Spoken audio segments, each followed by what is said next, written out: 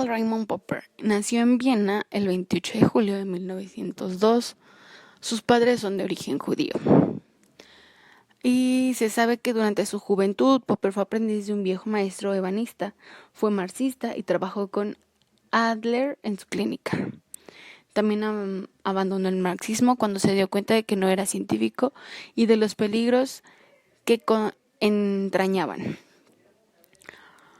Popper se hizo célebre sobre todo como filósofo social y político. Es un filósofo de la ciencia que formulaba ciertas metodologías o lógicas del descubrimiento. Estas no deben de entenderse como un conjunto de reglas para resolver problemas científicos, tampoco para desarrollar hipótesis o teorías exitosas, sino para evaluar teorías ya existentes y articuladas. Lo consideramos como un filósofo clásico de la ciencia. Bueno, vamos a hablar sobre su publicación en 1934, que es Logic der Forschung, que es una propuesta metodológica que debió enfrentar una influyente metodología o filosofía de la ciencia alternativa, lo que es el inductivismo, representado especialmente por el Círculo de Viena. Dentro de las características más conocidas de la filosofía de la ciencia o de la epistemología del Sir Karl Popper, así como quizás la más criticada, es su posición antiinductivista. De hecho, el antiinductivismo de Popper, esto es, la radical tesis de la inducción, no juega ningún rol importante en la ciencia. Fue defendida por él desde 1932 hasta que murió. Debido a esto, tendremos que hablar sobre Popper y la inducción. Para ello vamos a enmarcar tres paréntesis. Como inciso A es una lógica del descubrimiento en corte inductivista. Como inciso B, una lógica de justificación inductivista. Como inciso C, un criterio inductivista. Para el inciso A se toman en cuenta 4 pasos, que son: el primero, observar y registrar firmemente; el segundo, analizar y clasificar los hechos observados; el tercero, derivación inductiva de generalizaciones; el cuarto es la comprobación o verificaciones posteriores de las generalizaciones. Bueno, sobre el programa inductivista de demarcación es preciso que señalemos los siguientes antecedentes, ¿no? Según relata Popper, fue en 1919 cuando comenzó a preocuparse del siguiente problema: ¿cuándo una teoría debe ser calificada? El siguiente autor a presentar es Imre Lipschitz-Lakatos, quien también contribuyó significativamente a la investigación científica con su teoría denominada los programas científicos de investigación. Daremos inicio con lo que es su bibliografía básica. Él nació en Hungría en 1922, fue un físico y astrónomo húngaro de ascendencia judía.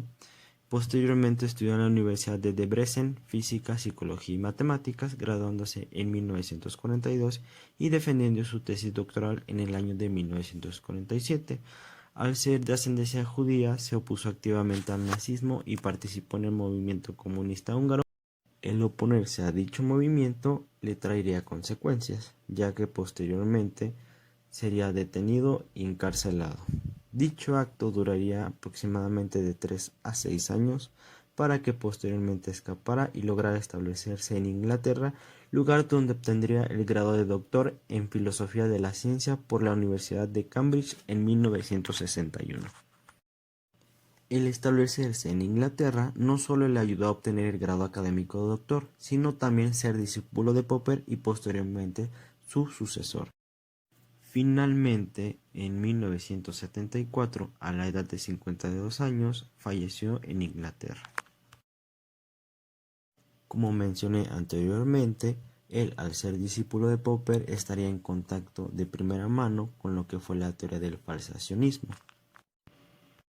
Es por esto mismo que relacioné a través de una comparativa histórica cada una de las teorías, lo cual es de Popper, es el falsacionismo, y de Lakatos, que son los programas científicos de investigación. Por un lado, el falsacionismo de Popper se trata en refutar las teorías completamente, ya cuando se demuestra todo lo contrario. y por parte de Lakatos en su estructura de dicha teoría suelen usarse dos teorías y un elemento de intervención que suele ser el experimento para comprobar dichas teorías. En lo que es el inicio y desarrollo de su teoría, se puede apreciar que al ser sucesor y también discípulo de Popper, estaría en contacto directamente con lo que es la teoría del falseacionismo, pero no consciente o no satisfecho con esta teoría, él realiza modificaciones, también la que hace es ampliarla, pero a la vez también lo refuta, ya que él fundamentalmente no se basa en lo que es la falsificación de las teorías, sino en la comprobación del conocimiento de esa teoría. Ahora, adentrándonos en lo que es la teoría de los programas de investigación científica, denominadas PIC, él mencionaba que existen dos tipos de convencionalismo.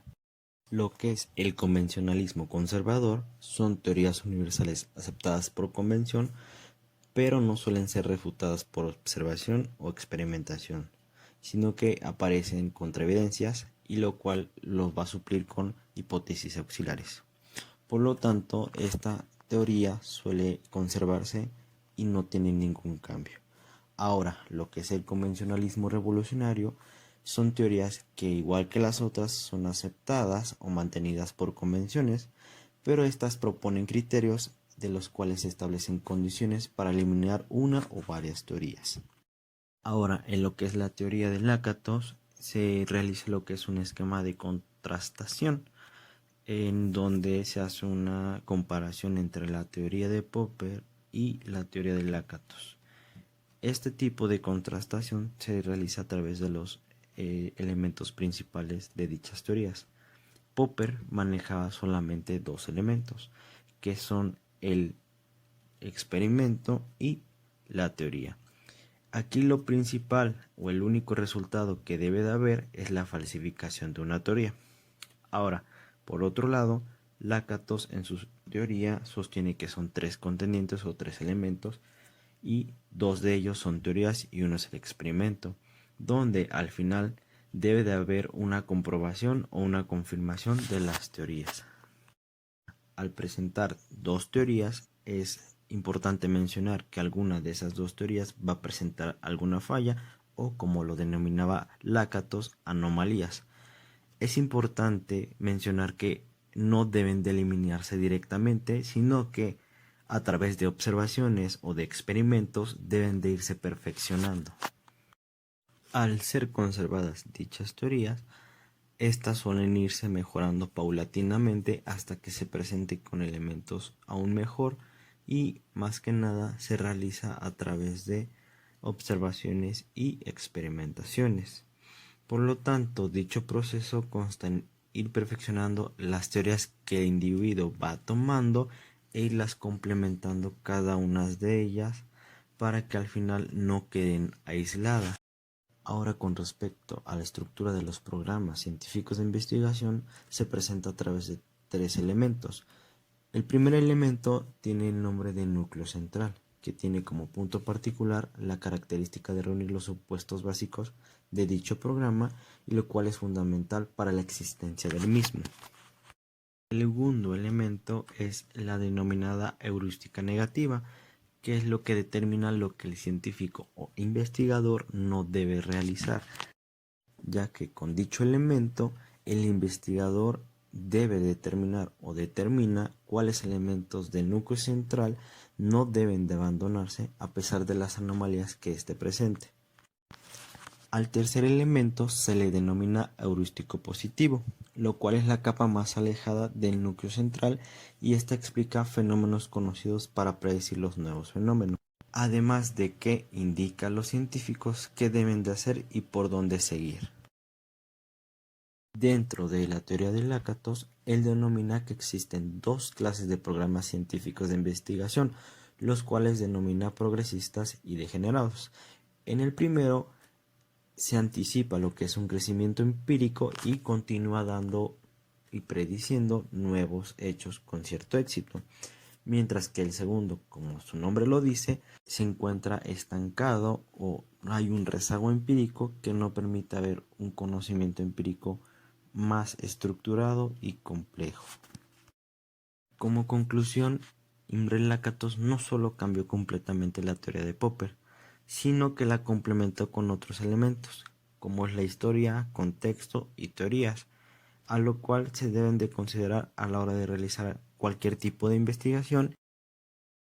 Continuamos con Paul Kurt Feyerabend. Nació en 1924 en Viena y falleció el 11 de febrero de 1994. Antes de analizar quién fue, debemos contextualizar la época en la que él se desarrolló para así poder entender de una manera más completa qué fue lo que él pensaba. Entonces, dejando a un lado y sea como fuere el entorno político, que ya sabemos que era imperialista y que todos estaban tensos, en lo social ya se lograba un plano hegemónico y aún se mantenía ese ideal progresista que Augusto Comte les había influenciado. Entonces, en algunas potencias se acentuaba más la diferencia social y económica. El Imperio Otomano y los austriacos se apoderaban de territorios al por menor y no debemos olvidar que en esa época sucedieron las dos guerras mundiales. Ahora bien, Paul Kurt Feyerabend fue un filósofo de la ciencia austriaco. Concibió el anarquismo epistemológico mediante su propuesta de que los procesos científicos debían estar libres de cualquier dogmatismo científico, epistemológico o metodológico. Feyerabend plantea que se realicen las investigaciones o ciencia como tal mediante un ejercicio total de la libertad del científico, es decir, aplicando todos sus conocimientos, poniendo en juego las diferentes metodologías para construir teorías según convenga, colocando elementos contrarracionales, que podrán llegar a ser racionales al mismo tiempo, y estableciendo hipótesis. En definitiva, estableciendo la máxima libertad en los procesos de investigación.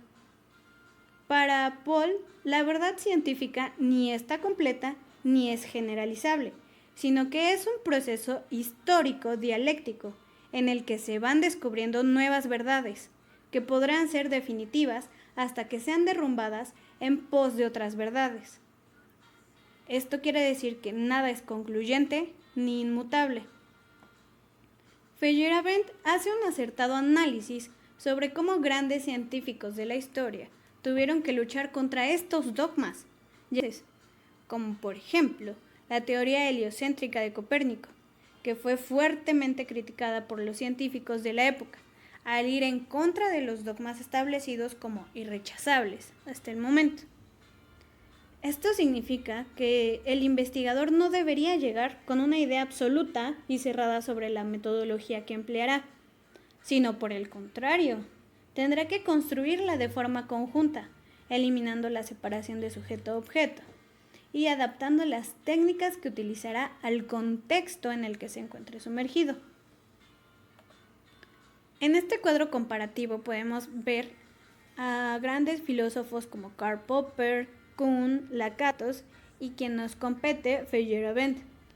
Vemos cómo Popper nos habla desde un sentido racionalista y cómo Kuhn le complementa al hablar de, subjetividad, de que la vida no suele ser tan precisa como los racionalistas mencionan y que no podemos dominar en este caso el objeto de estudio para poder manipularlo a nuestro gusto. Continuamos con Lakatos, que nos menciona de que debemos dejar a un lado una teoría central y que entre sí este conjunto complejo de teorías deben interactuar. Y finalmente a Paul, donde su principio fundamental es que todo sirve.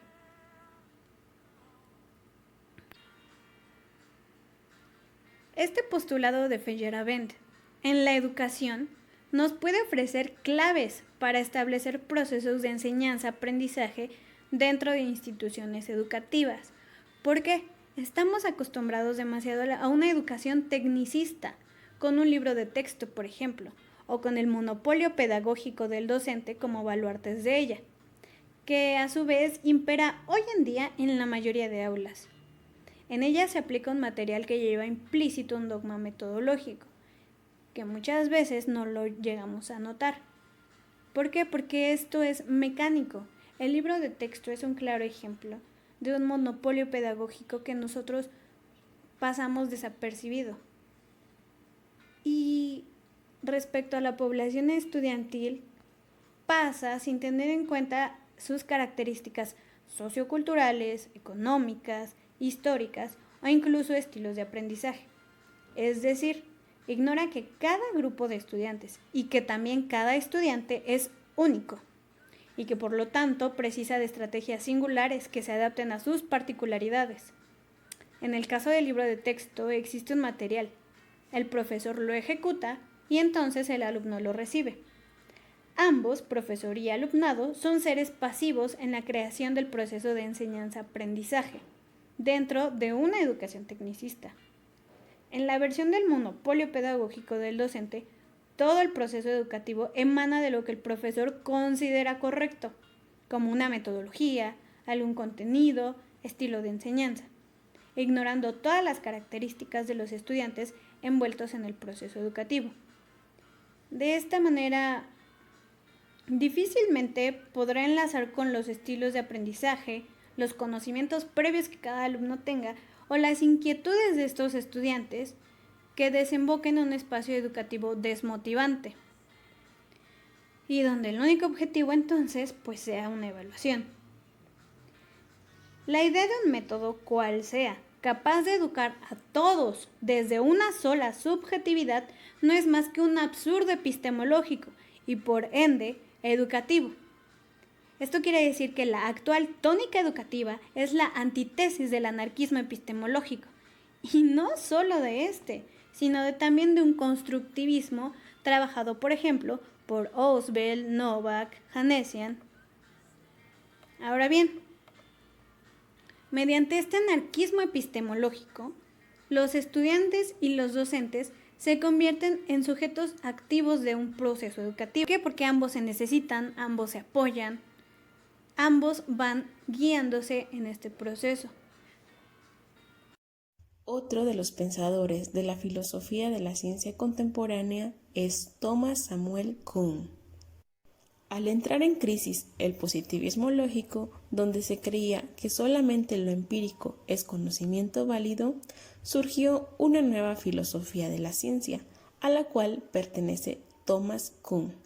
Es el primero en demostrar que el positivismo partía de una visión errada. Es ahí donde aparece como defensor del desarrollo científico y de la función que cumplen las ciencias como la historia, la sociología y la psicología para el análisis epistemológico. Estos son algunos de sus datos biográficos. Nació el 18 de junio de 1922 en Cincinnati, Ohio, Estados Unidos, y falleció el 17 de junio de 1996 en Cambridge, Massachusetts. En 1949 obtuvo un doctorado en filosofía y en física teórica por la Universidad de Harvard. Otro de los datos importantes en su vida fue que impartió docencia en formación científica dentro del General Education Program. Este programa o curso tenía la finalidad de enseñar algo de ciencia básica a todo universitario en Estados Unidos, los cuales no tenían ninguna formación científica. Dentro de las funciones que estuvo a cargo, destacan que de 1951 a 1956 tuvo a su cargo un curso académico sobre la historia de la ciencia en la Universidad de Harvard. Luego de retirarse del puesto, en 1957 se trasladó a Berkeley, donde ocupó el puesto de profesor asistente de Historia de la Ciencia para los departamentos de Historia y Filosofía. En 1964 fue profesor en la Universidad de Princeton. Para 1965 se llevó a cabo en Londres, en el Bedford College, el famoso debate con Karl Popper, en el que Kuhn confronta su teoría lógica del descubrimiento o psicología de la investigación con el racionalismo crítico popperiano. En 1979 se trasladó al Instituto de Tecnología en Massachusetts para trabajar como profesor de Historia y Filosofía de la Ciencia. Para 1991, Thomas Kuhn se retira de la docencia académica. Dentro de sus principales obras destacan las siguientes. En 1957 se publica La Revolución Copernicana. Para 1961, La función del dogma en la investigación científica. En 1962 se publica su mayor obra, La estructura de las revoluciones científicas. Esta obra es considerada un clásico de historia y filosofía de la ciencia. Con su teoría explicada en esta obra, revolucionó la epistemología que vivía una etapa asignada por el positivismo lógico y por la epistemología de Karl Popper. En concreto, a Kuhn le interesa mostrar cómo los científicos, o mejor dicho, cómo las comunidades científicas elaboran, difunden, utilizan, aplican, aceptan o rechazan las diversas teorías de las ciencias. Para 1970 se publica Segundos Pensamientos sobre Paradigmas y para 1977 se publica La Tensión Esencial. Retomando un poco sobre la participación que tuvo Thomas Kuhn en el curso de colegio experimental que presentaba las ciencias físicas para la formación de los no científicos, y que gracias a la petición que le hizo James Bryan Conant, quien en ese entonces fuera rector de Harvard, este hecho lo puso en contacto por primera vez con la historia de la ciencia. El hecho de estar en contacto con teorías y prácticas científicas anticuadas le resultaron realmente sorprendente, dado a que las nociones que tenía sobre la naturaleza de la ciencia fueron socavadas, es decir, fueron cambiadas radicalmente. Así que como resultado hubo un cambio drástico en sus planes profesionales, es decir, dio un paso de la física a la historia de la ciencia. Así que dedicó gran parte de su vida a estudiar los escritos de historiadores como Alexander Koire o Helene Metzger. Y también comenzó a leer al filósofo Aristóteles. Quedó realmente consternado y cayó en cuenta que a este autor había que entenderlo dentro de su contexto social. Es por ello que se adentra nuevamente en la física, ya que se convenció de la necesidad de contextualizar socialmente a la ciencia. La preparación de esas clases le puso frente al que sería el gran tema de sus posteriores investigaciones, el carácter contextual paradigmático de la ciencia. Ahora bien, para analizar la obra de Thomas Kuhn es necesario conocer términos como los siguientes. Comunidad científica. Kuhn la consideró como el eje principal del desarrollo científico y no solo como entes aislados, generadores de teorías, encerrados dentro de las paredes de un laboratorio, sino como un grupo de individuos que practican la ciencia y que por razón de su naturaleza generan conocimiento para lograr cambiar el punto de vista. En otras palabras, se refiere a un grupo de personas que profesionalmente comparten un quehacer científico, investigativo y o de estudio. El segundo término es el paradigma. Según Thomas Kuhn, los considera como realizaciones científicas universalmente reconocidas que durante cierto tiempo proporcionan modelos de problemas y soluciones a una comunidad científica. Dicho en otras palabras, un paradigma es una red organizada de conceptos, teorías, valores y métodos que organizan el campo de estudio de una comunidad científica. La etapa de la presciencia está constituida por los supuestos teóricos generales, las leyes y las técnicas para su aplicación que adoptan los miembros de una comunidad científica. Pero el rasgo distintivo y característico de este momento del desarrollo de la ciencia es que no existe consenso ni unanimidad en la comunidad constituida. Por lo tanto, una comunidad científica no tiene un paradigma unificador en el cual todos puedan basarse para resolver los enigmas que se les presenten. A este momento precientífico le sucede un momento de ciencia normal, donde hay un paradigma vigente aceptado. Por lo tanto, un elemento esencial de la ciencia normal es que ésta es compartida por un grupo respetable de investigadores que asumen esos conceptos, reglas y métodos. En esta etapa de ciencia normal, y gracias a la aceptación del paradigma, va desapareciendo la anarquía reinante en la etapa 1. El paradigma cumple con la función de modelo a seguir en el proceso de investigación para poder resolver los problemas que la disciplina científica plantea. Pero Kuhn sostiene que en un determinado momento los inconvenientes internos planteados por la experiencia dentro de un paradigma comienzan a generarse anomalías que los científicos no pueden resolver.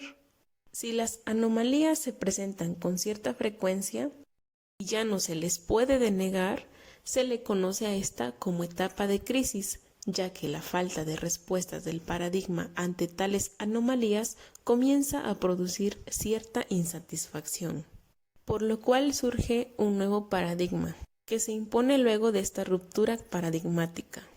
Finalmente surge la teoría que reemplaza a la anterior, llamada revolución científica, así que aparece una nueva ciencia, se convierte en un nuevo paradigma. Así que, citando a Chalmers, según Kuhn, el cambio científico es fundamentalmente revolucionario. Las revoluciones científicas son aquellos episodios de desarrollo no acumulativo en los que un viejo paradigma es sustituido total o parcialmente por otro distinto e incompatible con él.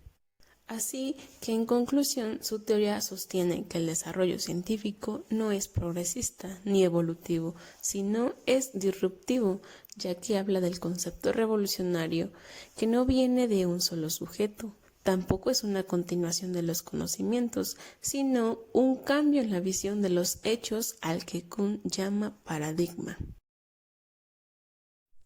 Por último, hablaré de Mario Bunge.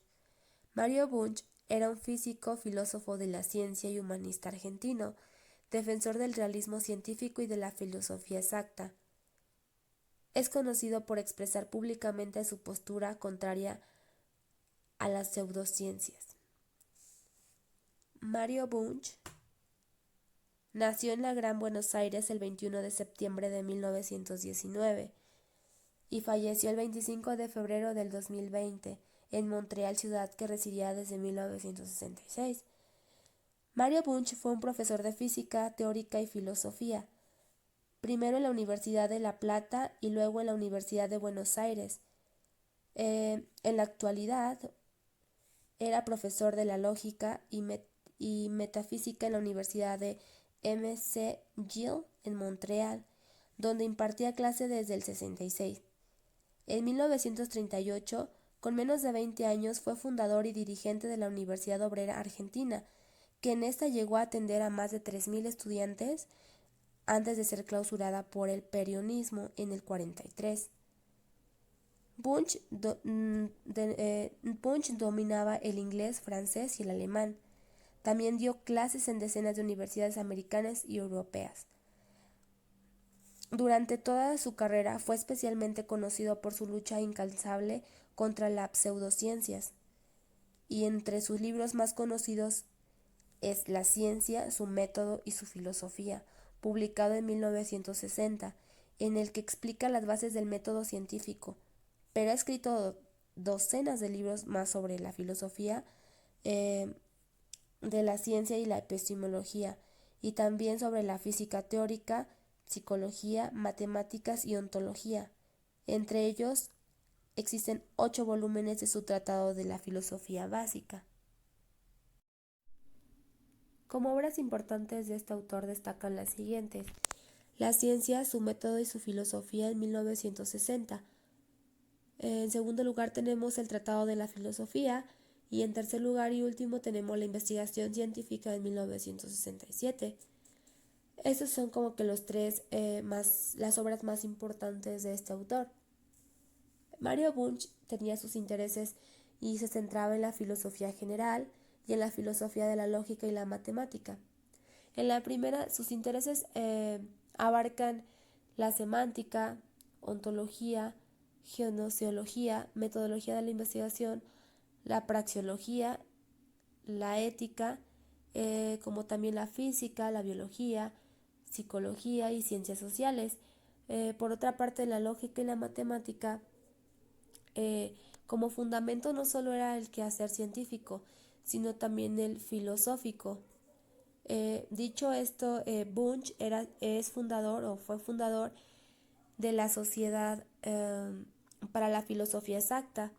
En esta precisamente se enfoca en emplear solamente conceptos exactos, ya sean definidos mediante la lógica o la matemática, ya que intentó combatir que de esta manera la ambigüedad, las características de otros estilos filosóficos, entre ellos el fenomenológico, ya que su posición crítica estaba balanceada por sus aportes originales y el planteamiento de caminos de reconstrucción de la filosófica. En su enfoque filosófico, una de las generalidades que podemos encontrar es la concepción filosófica de Bunge. Esta puede describirse tal y como él mismo lo ha hecho en varias ocasiones, es decir, recurriendo a una conjunción de varios ismos, de los cuales los principales son los siguientes: el realismo, el cientificismo y el materialismo y sistemismo. El realismo científico de Bunge abarca los aspectos ontológicos, es decir, todas las cosas que tienen existencia independientemente de que un sujeto las conozca o no, mientras que las genociológicos es donde la realidad es inteligible, mientras que en los éticos hay hechos morales y verdades morales objetivas en un pensamiento. En el cientificismo es la concepción que afirma el conocimiento sobre la realidad que se obtiene a través de la aplicación de un método de investigación científica, mientras que en el materialismo se sostiene que todo lo que existe es material, es materia y es energía. Y por último tenemos el sistemismo. En este la perspectiva en este es que todo lo que existe en un sistema es parte de un sistema. Bueno, esos son los, eh, los tres más importantes según Bunge. El realismo científico de Mario Bunge es caracterizado por ser franco y audaz. El realismo bungiano se caracteriza por un conjunto de 7 tesis realistas que abarcan prácticamente todo su pensamiento filosófico, y de ahí también venga el nombre del realismo integral. Bunge llama también el ilorealismo, proveniente del griego ile, material o materia. Es decir, también vamos a ir viendo más adelante que es sistemista porque va de lo ontológico como en lo geseonológico. Los aspectos en que Bunge profesa el ilorealismo científico, entre sus ejes principales de su obra son los siguientes. El número 1 es ontológico, 2 geseonológico, 3 semántico, 4 es el metodológico, el 5 es axiológico, el 6 es moral y el 7 es praxeológico. Bueno, antes de mencionarles ejemplificarles cada uno, podemos decir que el realismo científico es todo aquello que consigue captar ciertos aspectos objetivos de la realidad que prácticamente nos rodea. Las relaciones invariantes entre variables que se describen son de manera simbólicas. Eh, Esto es habitualmente cuantificado.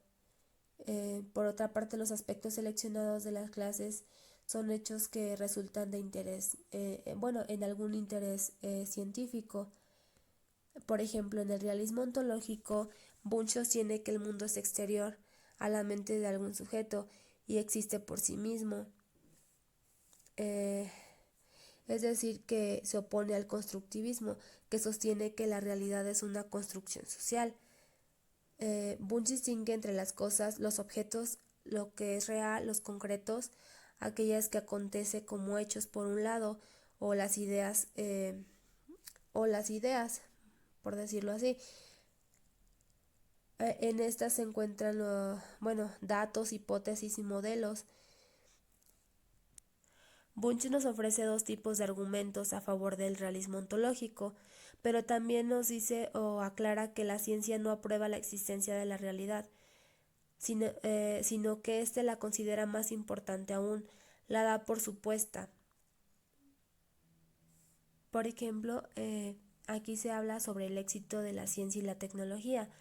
En estos, el éxito va de la mano del lado geonológico y por otro lo pragmático.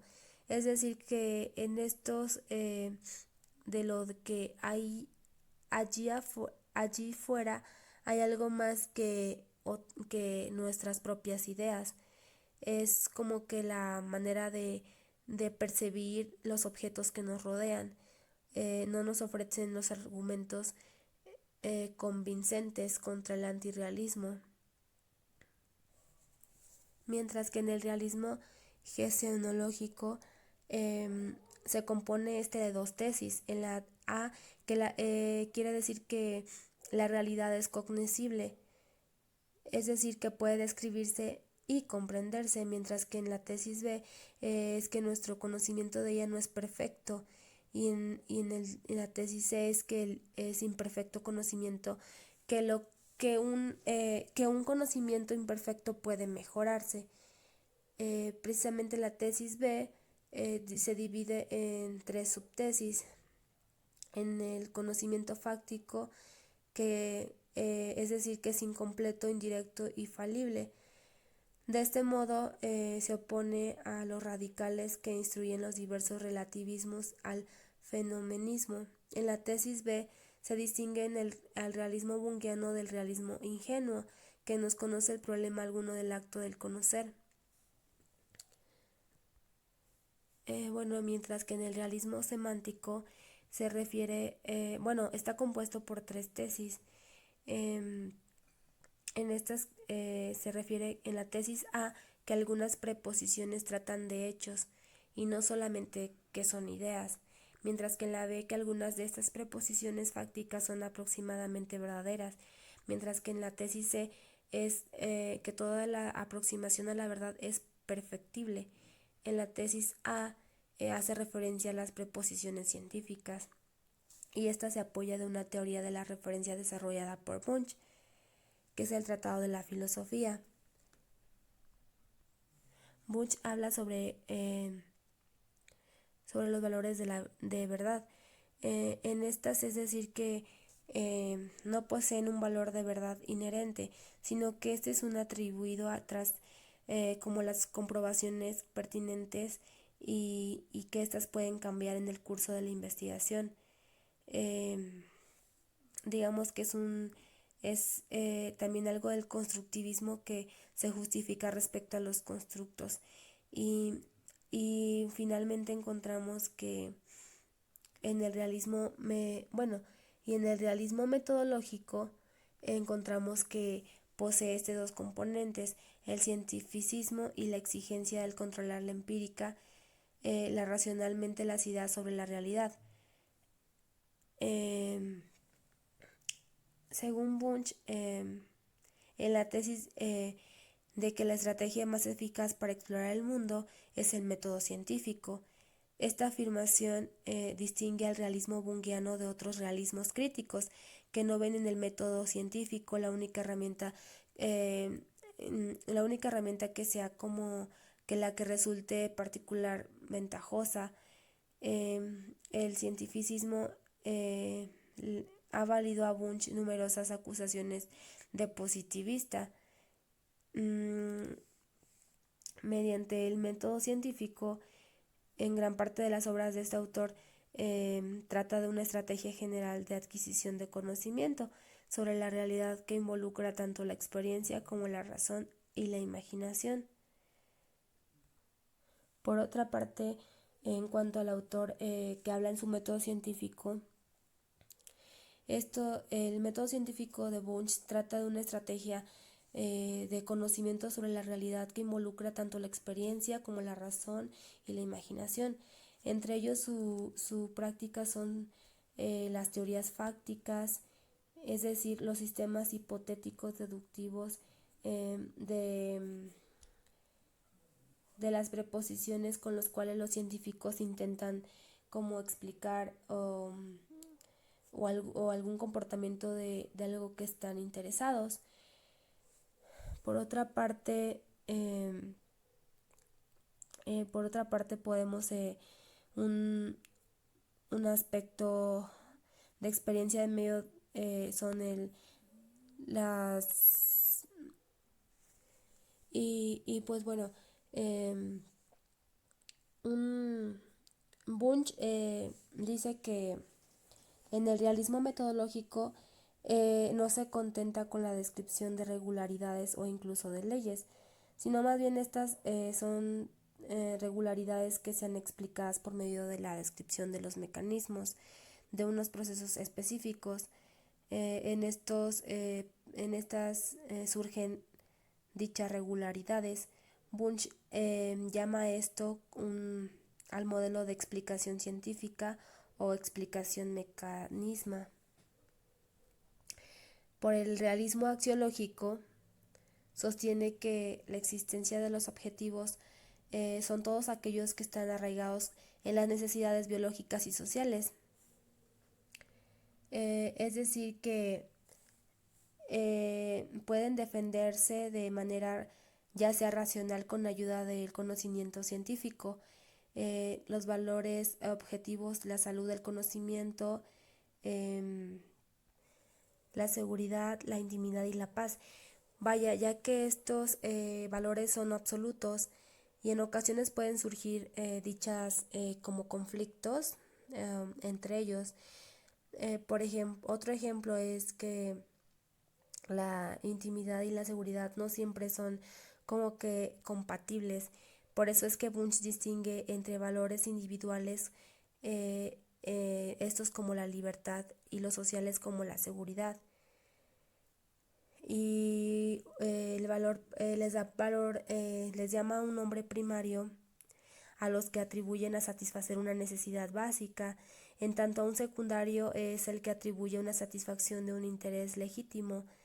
Es decir, que no impide a otros la satisfacción de una necesidad básica.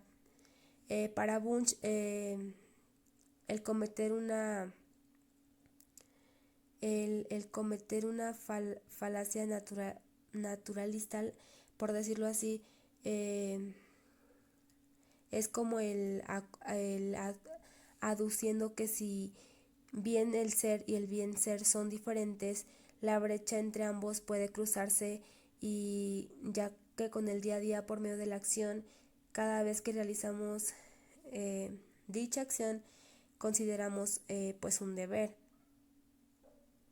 Mientras tanto, en el realismo moral, en este nos afirman en la tesis A que los hechos morales, como que en la tesis B, las afirmaciones morales verdaderas y falsas.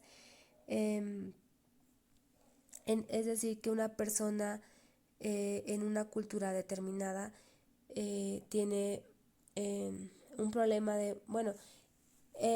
hablando de problema moral a una persona en una cultura determinada. es decir, que se requiere la invención o aplicación de una regla moral para la resolución.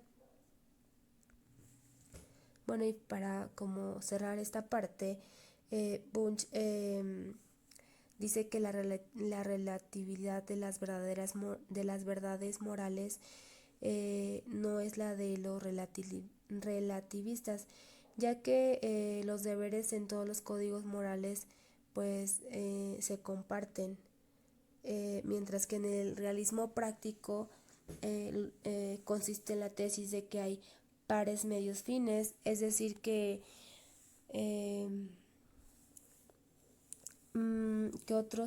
que para lograr un determinado fin, es decir que nuestras acciones pueden afectar a terceros, que no podemos guiarnos solo por la búsqueda de la eficiencia, sino también debemos de tener como en cuenta las consecuencias de tales acciones. Un aspecto así como importante del realismo práctico es que los realismos ontológico, semántico y geozoológico, al incluir un principio de responsabilidad, el realismo práctico también supone el realismo moral, mientras que en el sistemismo, de acuerdo con Mario Bunge, si bien los aspectos principales, el ontológico y el genozoológico, en el sistemismo ontológico que Bunge defiende, la postula que el mundo es un sistema, él postula que el mundo es un sistema de sistemas, es decir, que toda cosa concreta o en un sistema, en un componente, es un sistema. Es decir, que un sistema se caracteriza por tener o poseer propiedades que sus componentes no poseen. En otras palabras, la ontología bungeana es con respecto a la sustancia y pluralista respecto a las propiedades. Estas propiedades o concretos permiten distinguir diferentes niveles ontológicos, ya que estos son relacionados con una multitud de procesos, pero irreducibles los unos a otros. Bueno, y como conclusión, podemos decir que Bunge en su realismo desde aspectos ontológicos pues son de gran aporte, ya que de acuerdo con él todas las cosas tienen una existencia y son reales. Pero por otra parte, en el cientificismo explica el conocimiento de esta realidad que se obtiene solo a través del método solo por medio del método de investigación científica. En el materialismo nos indica que hace referencia a lo que es material, mientras que en el sistemismo nos afirma que un sistema es parte de otro sistema y por lo tanto no se puede considerar real o negarse a las diferentes maneras de hacer ciencia, en tanto a las formas que éstas son presentadas.